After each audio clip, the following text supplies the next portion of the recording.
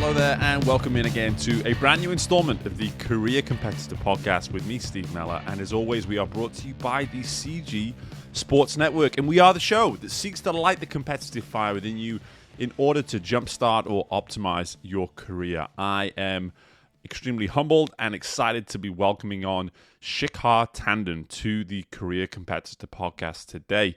Now, Shikha is a woman who set out on pursuing her dreams within an environment that simply did not have a blueprint for how to achieve such dreams. A former Olympic standard swimmer, having qualified for Olympic Games as the first Indian person to do so in multiple disciplines of swimming. She has been applying these very qualities that brought her to international glory on behalf of her country to a career in biological research and human performance analysis. Today, Shikha works for Silicon Valley Exercise Analytics in her role as Director for Global Partnerships, as she, along with many other former athletes, are delivering an exercise intelligence service, providing the necessary data and analytics for athletes for all levels to optimize their efforts and performance. As you're going to hear within this interview, her position today involves providing a very specific service. But there are actually components within her work that, when you look closely, are extremely applicable across all walks of life. That's what we do best on this show. Extract specific qualities of an individual or that they apply within a specific role and provide teachable takeaways for you to instill within any and all parts of your career. So, without any more description, without any more introduction, let's welcome in Shikha Tandon to the Career Competitor Podcast. And I hope you all enjoy. Hey guys, before we jump into this interview today, please take the time to subscribe or follow the show on whatever podcasting platform that you are listening to us on. Especially those of you listening to us on Apple Podcasts. Take the time to subscribe, download each episode, and especially whatever platform you're listening to us on, leave a rating. Let us know what you're thinking of the show. And make sure you're also reaching out and letting me know directly. You can do exactly that through careercompetitor.com. You can access the blog as well, which is just simply a 1.5 to 2 minute read of each competitive call that I am releasing, which are 5 to 10 minute dissections of some of the great takeaways, some of the great talking points that I'm pulling from each and every interview. So much content out there in relation to Career Competitor now. So make sure you're taking the time to check it all out. And of course, if you need a safer, simple option, go to career_competitor on Instagram as well. Okay, well, I am extremely excited to be welcoming on Shikha Tandon to the Career Competitor Podcast. First and foremost, on what appears to be a very nice day where you are in California. How are you? Good, Steve. Really happy to be here, and thanks for having me. And we should mention on the outset is that you are expecting a child any day, any minute, in fact, which is a big deal. And we joked about it beforehand, but this would be a first for Career Competitor if you were to go into labor during the interview itself. But fingers crossed that your soon-to-be new daughter will just wait at least another hour or so we can record this interview. Yeah, hopefully that's the case. Looking forward to this. Well, the big part of why you're on the show here, Shikha, is that I saw your background in the sport of swimming and someone who actually heralds from the country of India, which historically, across a lot of the Olympic sports, not a huge amount of participation. And for you as an individual in the sport of swimming from the country of India, very much first of a kind, really, in terms of what you went on and achieved within the sport. Just fill everybody in briefly here with just your background in the sport of swimming and what it was you were able to do representing your country. Sure. So I grew up in India, like you mentioned. And I started swimming at the age of 8. It was not my sport of choice. I actually stumbled into it because of my younger brother. He had severe asthma, and so the doctor recommended that he takes up swimming to help his lung capacity. And mom wasn't going to leave me alone at home, so I was also taken along to the pool. And I mean, I was a pretty active kid. I liked being outdoors. I liked running. And in fact, running is the sport that I wanted to pursue at that time. But for whatever reason, that wasn't an option until a year later. But I started swimming at the age of 8.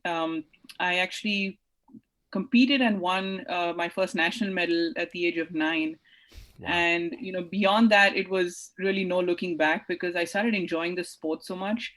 And then by the age of 12, 13, I was one of the fastest swimmers in India, even at the senior level. So I swam at the Asian Games for India at the age of 13. So I've been competing and representing India ever since I was 12.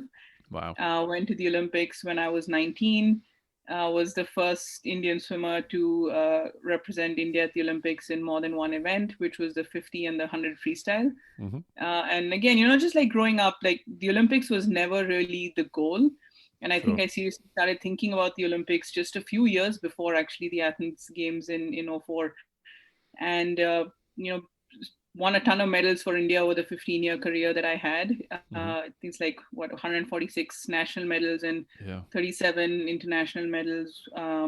Broke like 75 national records. One of them actually still stands. Wow. The first time I broke it in the 50 free was in the year 2000, and I've held it since then. Wow. Something I would have never imagined, Sure. 20 plus years on. Yeah. But that's where we are today. And yeah, so swimming is really just what has shaped me as a person and my interests and my passions, and that's almost like given me a stepping stone for the career that I've had after that. Yeah, and I definitely want to get to that career here at some point. But just to stick with the swimming story for now, as I alluded to there at the beginning, and I've been able to sort of keep a good eye around the world on where swimming is affluent and where swimming really isn't necessarily massively popular. And you touched on there that you know learning to swim at 8 years old in a country like here in the US, it's almost a given that by the time you're 1 or 2 years old, you're doing something in the water, whether it's learning to swim, whether it's simply something to do in the summertime with mom and dad and the family. For you to get to the age of 8 and then by 9 already be doing things at a competitive level, what were your experiences in terms of just being around water? Never mind, just swimming, but being around water at a young age during your childhood.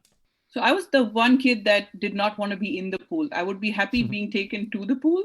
Right. And actually, just outside the pool on the deck, they had this little water fountain. So I would be that kid who would be just walking around in my swimsuit with my finger dipped into the fountain and just happy to kind of, that was my idea of swimming back then, Right. while all my friends, it used to be like one of those Sunday activities where the whole family goes to the pool, and other kids my age were diving in and picking up coins and things off the floor and just playing Marco Polo and things like that. And I would be Right. the kid who would be outside, quite happy to sit it out, and was there more for the potato chips and ketchup that was served after that swim session. That's what I was there for.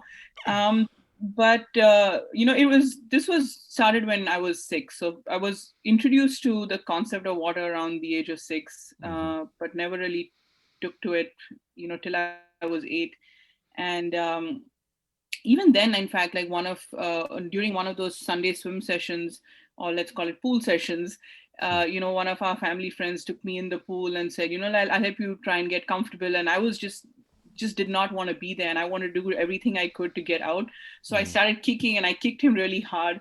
And that's when he looked up at my mom and told her that, hey, Shikha has a really strong kick. She's going to be a really good breaststroker someday. And funny enough, like the first national medal I won was the 50 breaststroke. So I feel like it all just came full circle. But that was my intro to, just being around the pool and being around water. But I think what really helped was the fact that I wasn't necessarily pressurized into being in that pool, and I was given the time and the space that I needed to get comfortable. And I think just looking back, I think those 2 years just helped me, when I did finally get into the pool at eight and start taking things, a little more seriously, or at least being in the pool a little more.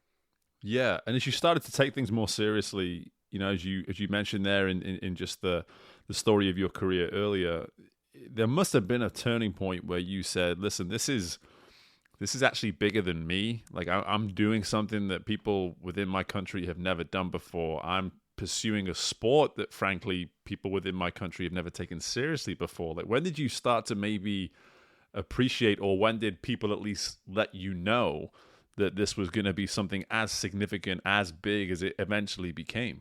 So I don't think there was at any point where someone said, like, this is now going to be your sport. Like I said, it was something that I was just enjoying. It was something that, my parents were just supporting me through and through. I had exceptional coaches. And so it was really just taking one day at a time through that journey. And I know that sounds cliche, but that's really Mhm. what it was. There was no point where it was like, okay, this is going to be something you're going to do day in and day out. And I really wanted to be a runner. And Mhm. the academy that I wanted to join said, come back at the age of 9 on your ninth birthday. And that really never happened. So, Mhm. I was enjoying swimming. I took it one day at a time. But I think at the age of 12, was the fastest swimmer. In fact, when I started off my career, I was a distance swimmer. And I was the fastest swimmer in that India had ever had in the 400 freestyle when I was 12. And so I think that's when maybe things got a little more serious. And then Sure. because of that, that national record, I made it to the Indian team for the Asian Games, which is a big deal in India. Mhm. And I was one of the younger members on the team. And from that point on, I think that's when you can maybe say that things took a turn for the more competitive aspect of the sport. Yeah, absolutely. And I can only imagine that as you started to feel that sense of like, hey, people are probably starting to learn that maybe who you are. Like you probably started to become more of a known person simply because you were doing something at something as big as an Asian Games that not a lot of Indian people had done before.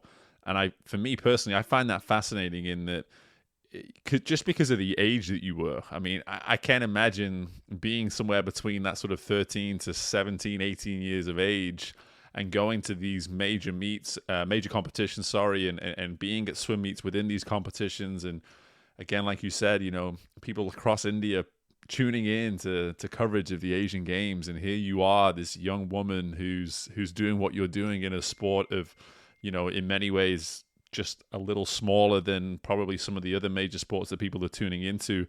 Did you sense that people were becoming like a fan of yours, that you were becoming kind of a big deal at what you were doing? I think within the swim community, yes, obviously because you're one of just a handful of swimmers that are representing the country at the Asian Games or the World Championships. So I think within the swim community, you get to be known.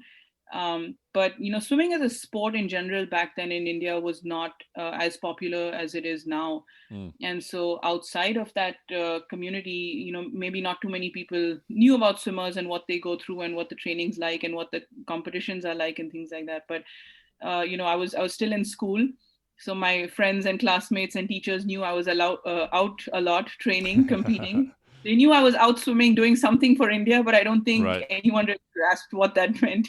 Sure, sure. Yeah, it's incredible, and I just find the whole thing really interesting, and especially there you are alluding to that, the sport of swimming is now become much more popular within the country, and I'm sure someone like you gets referenced massively as someone who really set that up as a feasible sport to pursue and become competitive at. Have you noticed that? And again, trying to stick with the theme of this show here with competitiveness, have you sensed a more competitive feel within the country, within swimming, that hey, this isn't something we're just going to take part in, like we want to become successful at it? Definitely. I think over the last, 10, 15 years, the sport has definitely grown, both in terms of the number of kids coming in to want to pursue it at a younger age. And, like we talked about earlier, where, now parents are more inclined to have their kids pursue sport or at least get involved with the water at Hmm. a much younger age.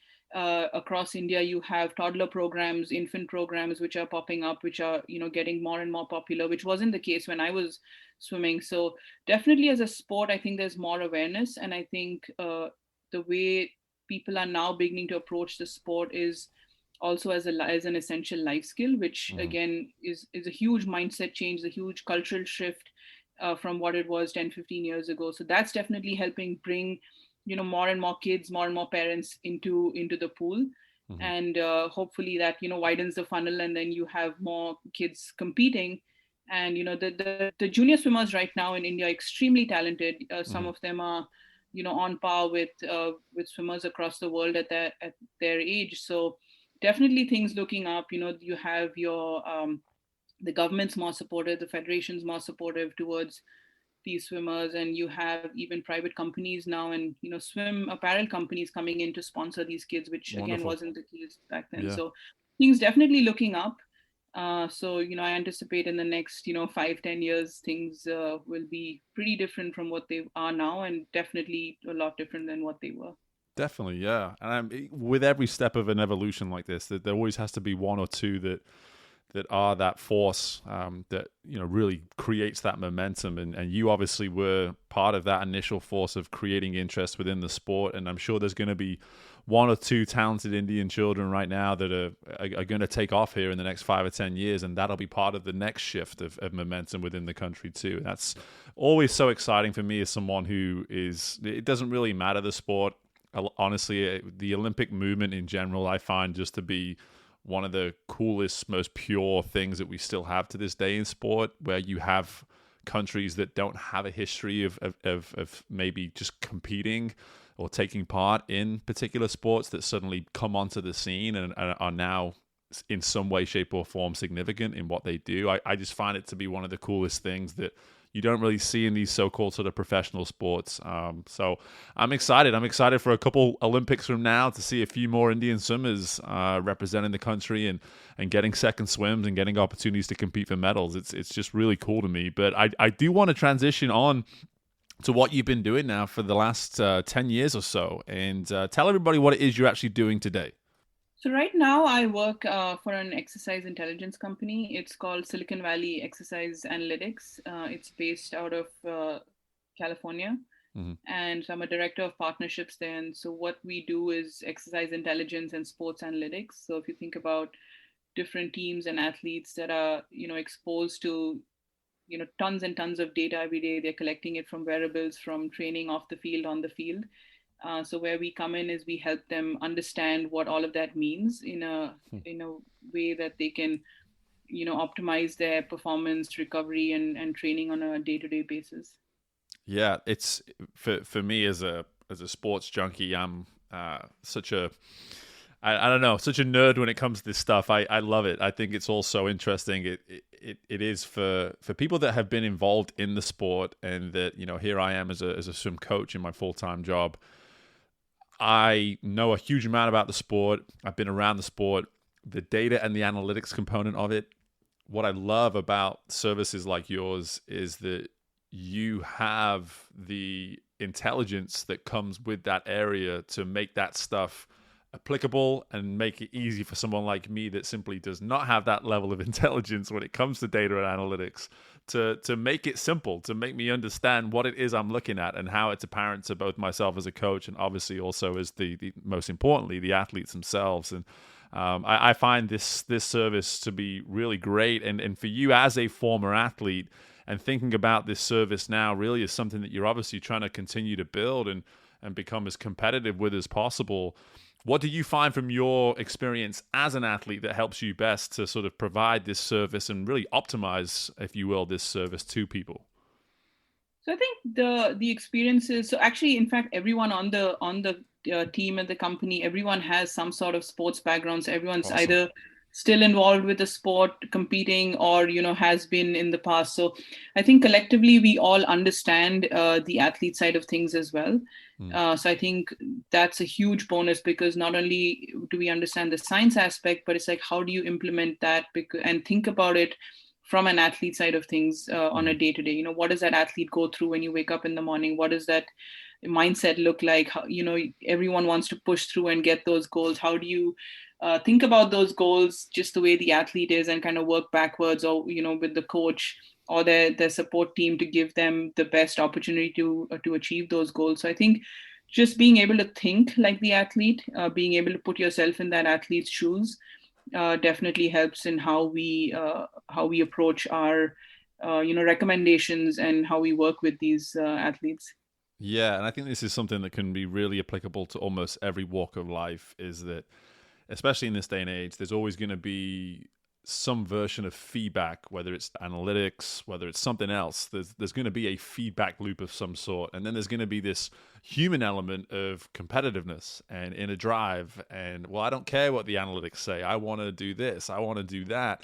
How have you found those challenges because obviously when you're the one representing the data and the analytics, you have to trust it and believe it as much as anybody. And here you are potentially working with an athlete that's going to turn around and say, well, I hear what you're saying, but I'm too stubborn, let's say. I'm too focused on my goals, let's say, where this is going to prevent me from working hard today. I don't want to hear it. How do you deal with that sort of situation? So, I mean, you actually mentioned something really interesting where you said it's going to prevent me from working hard. And I think that's I think that's a good place to start, because where we come in, it's the intelligence piece. So it's not like we're preventing you from working hard. Think about it like, at any given day, you as an athlete or me as an athlete has 100% of effort to give. Now, how can I optimize that 100% so that you are using it the most effectively, for that given day? Because you're different today than you were yesterday. And you're going to be different tomorrow than you are today. So it's not about how am I preventing you from working hard. It's like, how do I make that hard work, be the most effective for you on that day? And that's really what this is. It's not just about showing you the data or telling you, like, hey, these are the numbers. It's helping you understand what does that even mean and how can you use that and, get recommendations that are really, really tailored towards you and your goals and where you're going. So I'm glad you mentioned that. Good. And in terms of just that philosophy in general, have you found, obviously just from a typical day-to-day, whether it's being a parent, whether it's being a wife, whatever these other roles that you have within your life, have you found that there's a way for you to almost keep this philosophy, keep this approach in the back of your mind, almost in these other roles as well? Definitely. I mean, especially in the last 1 year where, everything was very, very different for everyone. Absolutely. Where, Yeah. Everyone's juggling a ton of different things, be it at home, be it at work, be it in their sport. And so, on any given day, whether you're trying to do a workout or whether you're trying to manage something at home or at work, you have just X amount of energy and X amount of resources at your disposal for the day. And so it's like, how do you optimize that and just make the best of that day and of that effort and energy that you have? You're not always going to feel the best. There are days which you will have your ups and downs. And I think just embracing that and just understanding and knowing that at the end of the day you did what you could for the day, I think is something that is very calming and is very is something that I try and do every day. I may not get through my entire list, but I know if I did the best I could, I'm able to sleep happy that night. Yeah, and it's what I love about it is it's just this cycle of, every single day you're going to have these lists of things that you want to do, and at the end of the day, if you're willing to take the time, you're going to have a feedback loop. You're going to have an opportunity where you can say, hey, what did I do well? What did I maybe not get done that I really wanted to get done? How can I now go into tomorrow and think, okay, listen, if this is a priority, I need to make sure I get it done. How will I do that? And so there's this human component of just the typical day-to-day that we live in. And obviously I don't think anyone's going to create a data and analytics service for being a parent anytime soon. But in terms of that. Yes, exactly. Yeah. So your child turns around and probably lets you know, like, hey, what I need this. They're the current feedback. But in terms of just as an athlete and going back to the service itself, I think obviously there are so many things that we can be tracking and giving feedback on, but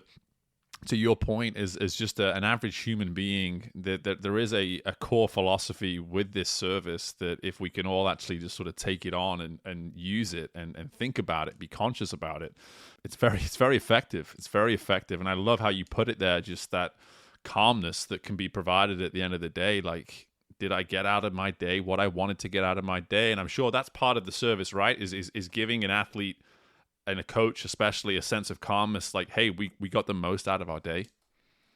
Right. And that's really what you want to do, right? You want to be able to put in your best foot forward on any given day. And that's what this is about. So even if you think about, someone that's not necessarily an athlete or someone, who's a recreational athlete, or even think about it from a work perspective, people are exhausted. People are emotionally just exhausted from the past 1 year. And I'm going to use that as an example because we couldn't travel a whole lot, so a lot of people were not taking time off from work, and their productivity was maybe not at the most optimal that they wanted, but the idea was, hey, why should I take a day off when I can't really go anywhere? So when you think about these different feedback loops, I mean, you're considering your emotional status, your mental well-being, your just physically, how do you feel, how well did I sleep, how well did I eat, and all of these different aspects come into play when you think about how ready you are for that day to give your 100%, whatever that might mean for the day. So even if you're not necessarily competing at the elite level, if I can come in and just spend 5-10 minutes of my morning just thinking about how I feel, and if I need to take that day off, maybe I will, because now I have a better grasp and understanding of who I am and how ready I am for the day. And that indirectly helps with my productivity at work. So there's really no point just pushing through. And so you can equate that to an athlete just pushing through and getting injured and then having to Sure. take a lot of time off, or where somebody who's stressed out at work, who needs that time off but just hasn't necessarily thought about that, and so hasn't taken that time off, and then you just get burnt out, and no one really wants that. You want to be fresh at your job, you want to be fresh at your personal life, whatever that might mean. And so this whole feedback loop just kind of flows through right from the elite level to the recreational level, or even someone that necessarily is not involved in sport, but from a health perspective, I think it's pretty crucial too. Yeah, that's just some fantastic insight. And we've not used the word, considering the show's called Career Competitor, we've not used the word competitor a whole lot within this discussion, but I want people to understand that for you to be competitive, the use of some sort of feedback loop in your life is paramount. It's so important. And I think using the first 5 or 10 minutes at the beginning of a day, as you said, there is an exercise that I myself do in my own way as well. And I think one thing that a lot of people can be guilty of sometimes is allowing themselves to press snooze through the alarm a couple times. And those are potentially valuable 5 or 10 minutes that we could actually be using to sit and think about the day ahead. And this is an area that I do well. I can say confidently, and she's probably going to hate me for saying this, that my wife doesn't do that as well. But in terms of me personally, like it really does set up my day nicely to use 5 or 10 minutes and schedule that, like actually schedule that time to stop and think about what's coming up. And it does give you that calmness, that control of what's about to come up in the day. And again, even though we've not used the word competitor too much within this discussion, Shikha, how do you maybe describe yourself as a competitor? Do you find that there are things that still create this fire within you to be competitive in the work you do? Definitely. I mean, throughout my career, when I started off swimming, that's really how I got interested in just pushing the limits to what I can achieve as a swimmer, and that led to an interest in the subject of biology and human performance. And that, so essentially at every step of my career so far, things have I've constantly been learning and almost using my previous experiences as a stepping stone, and then just adding something more to it, an additional layer, and then using that to do something different and something new. So I think that's something that I've taken from the sport of swimming, where every day you're pushing yourself to do something different, make a tweak, make a change, just so you can be better. And that's something that's stuck with me. And that's really how I approach my, non-swimming career as well, where I take the opportunities that come my way. And they may not look the most linear, but I'm okay with that. Absolutely. No, I couldn't agree more with that last part. It's okay. It's okay for it not to be linear. It's okay to have some ups and downs. It's part of the process. Shikha, thank you so much for the time, and completely best of luck with the new arrival on the way any day now. I'm excited to probably release this episode a couple of weeks after she arrives. So we'll see how. Yes, there you go. She can listen to the episode when she arrives. There you go. How about that? Can be her first podcast. Mommy can be on her first podcast that she listens to. That's awesome. Shikha, again, thank you so much for your time, and all the best with everything. Okay. Thank you so much, Steve. Thanks. My thanks again to Shikha for joining us on the podcast today. And I was hoping to leave you with the news that her baby daughter had arrived, but as of the day before I'm releasing the episode, that is still yet to be the case. So we are waiting still to hear the news on that part. Now, if any of the tools and services seem of interest to you that Shikha mentioned in relation to Silicon Valley exercise analytics, then I encourage you to go and learn more about the work and the services they provide at SVEXA.com. So if you want to just sort of sound it out, SVEXA.com. I don't know whether you guys actually say it like that there, but I think it sounds pretty cool. SVEXA.com, SVEXA.com. But in terms of the insight Shikha provided, I believe through her composed and yet competitive nature, you start to understand how she was able to do what literally no person had done before her in the history of Indian swimming. And also why it is today she is serving such a vital role in assisting the future performance and successes of athletes everywhere. And as she mentioned within the interview too, she works with all these other former athletes as well. Their instincts tell them that as athletes once themselves, they want to provide a service, they want to be available to people and set people up to be successful in ways that maybe they themselves were not able to benefit from